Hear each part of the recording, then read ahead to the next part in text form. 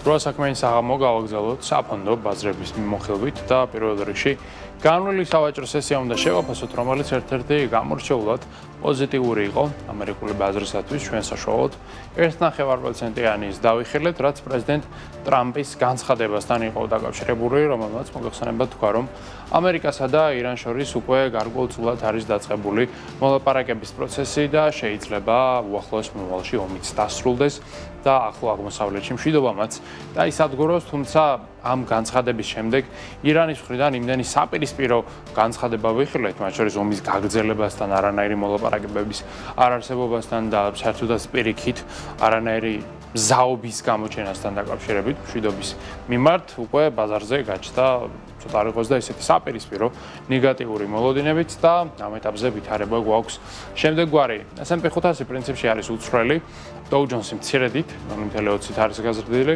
Nasdaq-თან კი კორექცია გვაქვს და ეს კორექცია ამ ეტაპზე არის 0.5%-ის ფარგლებში. აქვე შეგვიძლია რა თქმა უნდა კომპანიებსაც შევხედოთ. ძირითადად გვაქვს 2.5%-იანი ვარდნა Google-თან, Microsoft-თან, ასევე გვაქვს Broadcom-საც და Meta-საც. ხოლო ერთადერთი გამორჩეული შედეგი ამ ეტაპზე ეს არის Apple-ის შემთხვევაში 1% ზრდა და ასევე TSMC-ც არის გაზრდილი 1.60%-ით. მოკლედ ის გუშინდელი საზეიმო განწყობა, რაც ბაზარზე იყო, დღეს უკვე არის თითქმის სრულად გაქარწყლებული, რადგანაც სანამ ომი მართლა არ დასრულდება და რეალურ მშვიდობას არ ვიხილავთ, იქამდე ალბათ ბაზარი ჯერაც აი ამ სპეკულაციური ვაჭრობის ფაზაში იქნება ჩარჩენილი, საიდანაც გამოსვლის გზა არის მხოლოდ ერთი მიმართულებით და ეგ მიმართულება ჯერჯერობით კაფიოდ ნამდვილად არ ჩანს.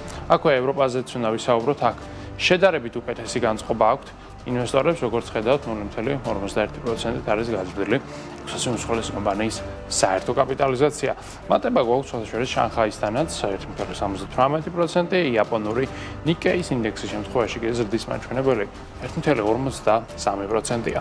აქვე ნავთობზეც უნდა ვისაუბროთ, რომელიც ისევ და ისევ არის მთელი მსოფლიოს ყურადღების ცენტრში.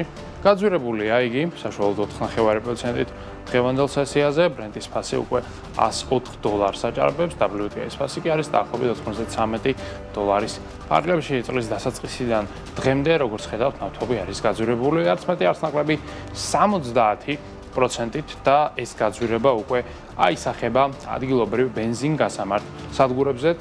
სწორედ დღეს გავრცელდა ინფორმაცია, რომ რიგმა სადგურებმა ფასები, ცხადია მარკის მიხედვით, გაზარდეს 2-დან 20 თეთრამდე. წინა კვირასაც იყო მატება და იმის წინა კვირასაც, მოკლედ, ზრდა უბრალოდ გარდაუვალია. ჩვენ გლობალური ბაზრის ნაწილი ვართ, საქართველო არ არის მწარმოებელი სახელმწიფო ნავთობისა, შესაბამისად გვიწევს იმპორტირება და ის იმპორტირებული ფასი, რაც დღეს ბაზარზეა, როგორც ხედავთ, მკვეთრად არის გაზრდილი. ასევე ბოლო პერიოდში გაძვირებულება ბუნებრივი არის, თუმცა დღეს დაეცა ის მცირედით 6%-ით და 53 ევრო არის ამჟამად მეგავატი საათი ენერგიის ღირებულება ევროკავშირის მასშტაბით. რაც შეეხება ოქროს, ის გაიაფებულია, როგორც ხედავთ, უნცია მეტალის ფასი ამჟამად არის $4,400 ფარგლებში, ერთ კვირაში კორექცია გვაქვს ჩვენ და ეს კორექცია არის დაახლოებით -12%.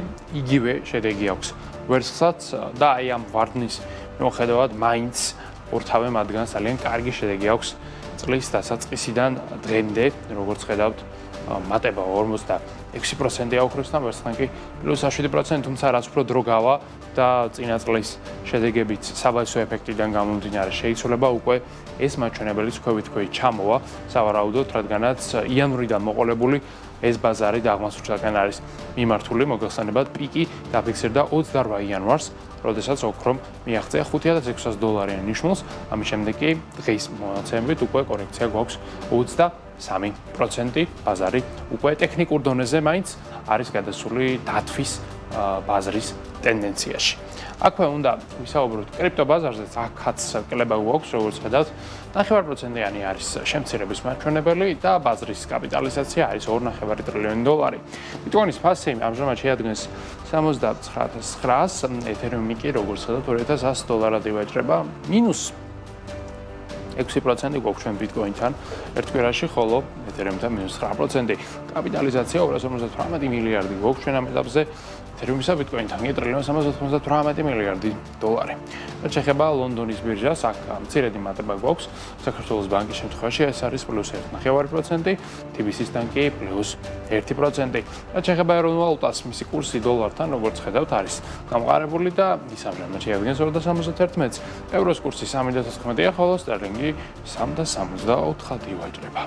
და ბოლოს აქვე ორი სიტყვა ტრადიციულად უნდა ვთქვათ Foresight-ის ლარის ფონზე, რომელიც თქვენ საშუალებას გაძლევთ თანხა განათესოთ ფონდში და ამით მიიღოთ ფინანსური სარგებელი, რომლის მოცულობაც წლიურად საშუალო სტანდარტულად შეადგენს დაახლოებით 9%-ს, ანგარიზე 50,000-ზე მეტის ქონის შემთხვევაში კი სარგებელი ახსოვს 10%-ის ერთწლიური ამონაგები, რომელიც გინგარისხებათ ყოველდღიურად.